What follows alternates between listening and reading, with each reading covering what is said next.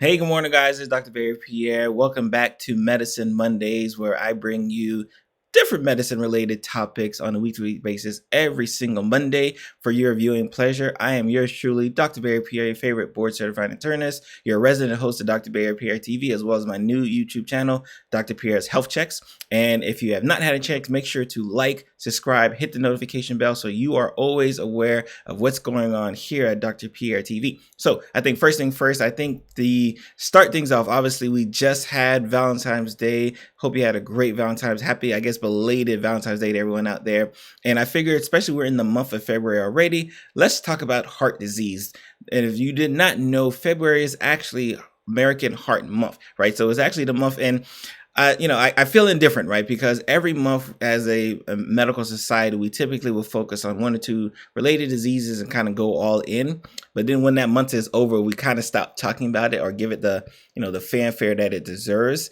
But, it is what it is, right? And I think it's a way for us to kind of get the community together. It's a way to get health professionals together to kind of talk about one related topic. And of course, not one medicine disease is, better than the others or worse than the others or should deserve more fanfare, but it just is what it is. So we're talking about heart disease this month. Again, this is American Heart Month. And if you did not know, right, this is the month where, you get physicians like me going on all of these social media platforms or going in the offices talking about heart disease and really trying to stamp out, all of the issues and concerns and causes that lead up to it, right? Because we know heart disease is a problem in this country, which I am going to be talking about later on in today's show. So first of all, what is American Heart Month, and where it started, when did it come about? So it's actually sponsored by the American Heart Association. And again, like I said, and noted before, it is one of these diseases that we kind of highlight and say like, hey, we need to talk about this because it is causing a big problem here in our society. So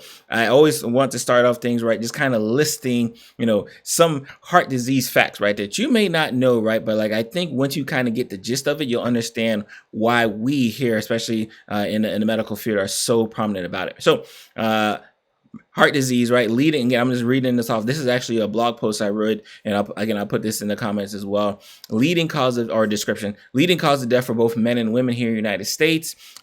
Coronary artery disease, especially when we think about heart disease, is usually what people think about, like vessels, is a leading type of heart disease, but there's different types of heart disease out there.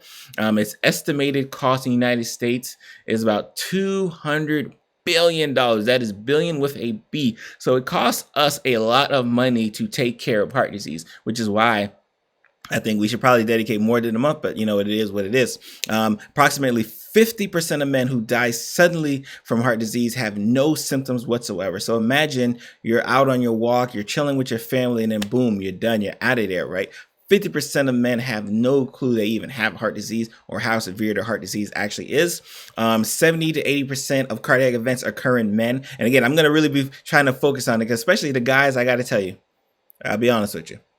When it comes to kind of taking care of ourselves, the women are beating us and they're lapping us hands down. It just is what it is. They go to the doctor more, they inquire about their healthcare more, and they're more likely to do something about their health related stuff. Men, I find when we're discussing our health related needs, it's usually because we have one of our partners is like, hey, you need to get your stuff together, right? Or some sexual related, like, innuendo, right? Like, ED or erectile dysfunction, something in that regard. That's usually the two main reasons. Either some family member or our spouse is pushing us to get ourselves together and go to the doctor, get a health check, or we're having sexual dysfunction and we need to take care of that. It's usually one of the, top two causes. And again, it's just my, small, sample size, but I see it a lot, unfortunately. Only 54% of women ever know that heart disease is the number one killer, right? Really crazy, right? Approximately 64% of men who die suddenly from heart disease have no symptoms of heart disease whatsoever. Risk factor, heart disease accounts for 1 in every 4 deaths here in the United States. Risk factors include high blood pressure, high cholesterol, smoking, diabetes, obesity, physical inactivity, alcohol use, family genetics, right? Age, all of these different factors are associated with heart disease that we really need to go after. And a lot of times, especially when we talk about risk factors, I always try to classify it in, these are risk factors that you can change, And these are risk factors that you really can't change, right? So we know gender is a risk factor for heart disease, right? Can't really change your gender, right? Either you're a man or you're a woman, right? We know that age is a risk factor, right? You can't get younger, you can't get older. It just is what it is, right? Your family history was a huge issue, especially associated with heart disease. Really can't change what your parents and grandparents had or passed down to you in the genes, right? But there are a lot of risk factors that we can change, right? We can change our physical inactivity, right? We can change whether we're smoking. We can change whether we're drinking or drinking too much, right? Those are things that we can kind of change. So a lot of times when we talk about our risk factors and how to modify, our risk, we're always obviously going to focus on the ones that you can actually change. The things that are already there, nothing we could do about, but we could try to modify the things that we are. The number one cause of death worldwide is heart disease, guys. Like, so again, if you don't need any more pushing, right, to get ourselves together of why we should be focused on heart disease, not just in February, but like the whole year. Again, the number one cause of death worldwide. Again, occurs for over 75% of deaths from heart disease occur in lower and middle income countries. African Americans, obviously this is going to touch me, right, are at greater risk than non-Hispanic whites from suffering from heart disease. We have the highest prevalence of hypertension, which again is a risk factor associated with heart disease. Again, and as the leading cause of death for people of most racial ethnic groups in the U.S., including African American, Hispanics, and whites, right? Like, so again, it's one of those things where we really have to sound the alarm. Right, we have to sound the alarm when we're talking about our disease, because it is a problem. It is a problem that we have not been able to fix. Right, it is a problem that we can't just throw money behind. Right, it is a problem that we have to have a lot of lifestyle change. Let me take that back.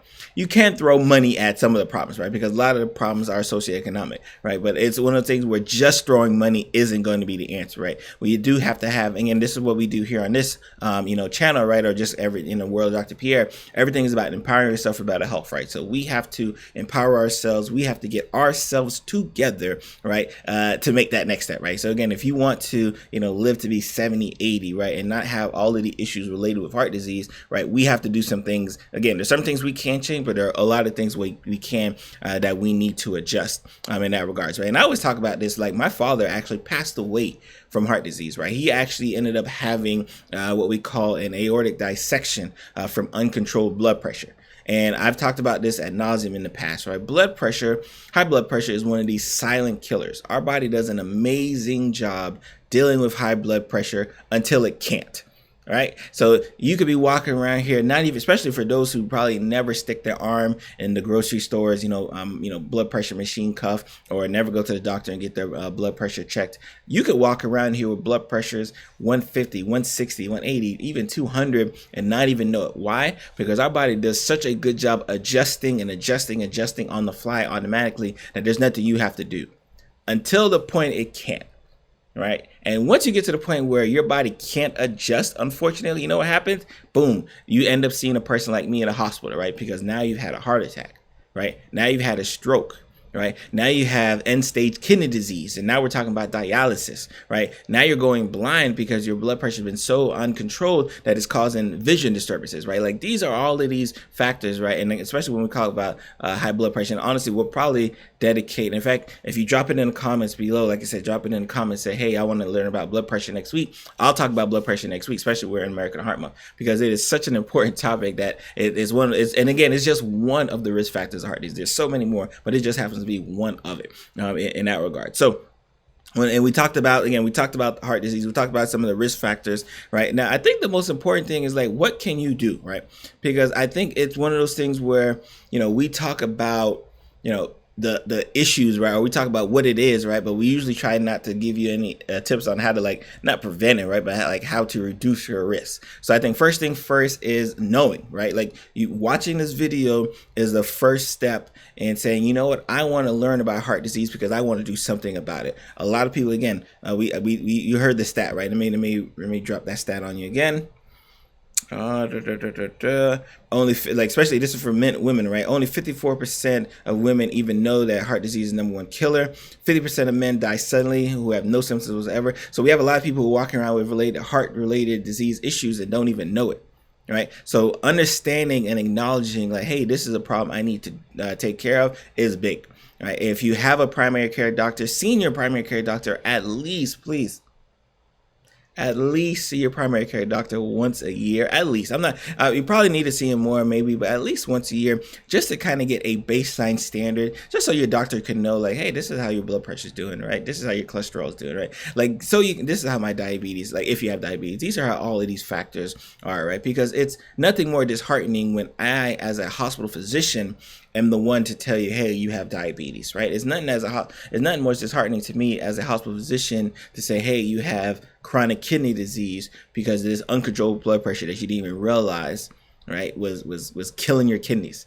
And especially when we have medications that are free, we have medications that are $4 at some of these pharmacies, right? So when the treatment is so much more cheaper than the end stage aspect, like it's like that's what the disheartening aspect of heart disease is, right? So in fact, it's funny. The American Heart Association, NIH, they actually have 7 days of self-care, right, kind of associated with heart disease, right? So today is actually Mindful Monday, right, where it says know your blood pressure numbers and all your heart stats.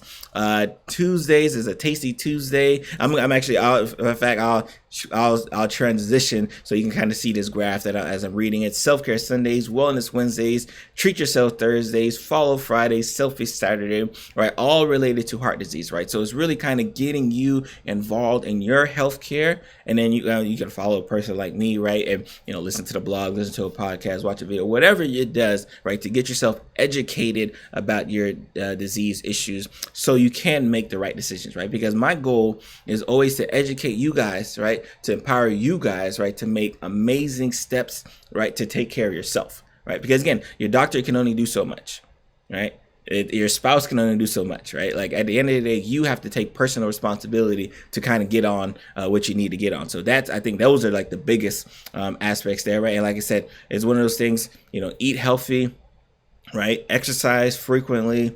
If you smoke, first of all, stop smoking, right? And those who have been following me, since my blogging days know, like, cigarette smoking is one of those things where the only reason why it's not illegal in this country is because a lot of people make a lot of money off cigarette smoking, right? It should be illegal, right? It's just one of those things. There's no good thing coming out of smoking cigarettes, but unfortunately we still smoke cigarettes, right? It's free. It's not free, but like it's legal, so we still do it. So if you're smoking cigarettes, stop smoking cigarettes, right? If you are drinking alcohol, especially in excess, and you know what excess means, right? Like if you have to have an alcoholic drink before you wake up, and get your day going, right? If you have to have multiple drinks, if you binge drink, like that's an excess, right? I'm not talking about the glass of wine that you have with dinner. No, I'm talking about the 6-pack you have with dinner, right? Like there's levels, right? As we say these things, right? For that standpoint there. So again, it's just about being preventive and being knowledgeable about what you need to do, right, to make sure, right, you don't see a person like me. I jokingly say this, but I don't really jokingly say this. I'm being honest with my patients when I see them in the hospital. My goal, right, with everything I do here on the YouTube channel, on Instagram, on Facebook, on Twitter, on the blogs, or the podcast, is to try to bankrupt the hospitals, right? I don't want you to end up having to see me, right, because your issue of diabetes that should have been controlled didn't get controlled, and now I'm telling you you have a foot infection, I got to cut your leg off, right? Like, I don't want you to have to see me after you get the stroke. I don't want you to see me after you get the heart attack, right? I want to try to prevent it so you don't end up seeing me. I would love to have so much free time in the hospital because I have no patients there. Unfortunately, I'm very, very busy in the hospital, right? Because we're not catching these things when we need to catch them, right? So I am yours truly. Remember, like, subscribe, hit the notification bell if you love what you're hearing today, right? Subscribe to my podcast, Lunch and Learn with Dr. Barry. Again, all of these links will be down below. Subscribe to the YouTube channel, definitely. And again, subscribe to my new YouTube channel, Dr. Pierre's Health Checks. Like I said, those are just like quick 30-second to 1-minute clips of me just kind of giving tips or me answering kind of frequently asked questions that I get on a variety range of topics. So you guys be blessed. Have a great day. And I'm going to see you next week for Medicine Mondays.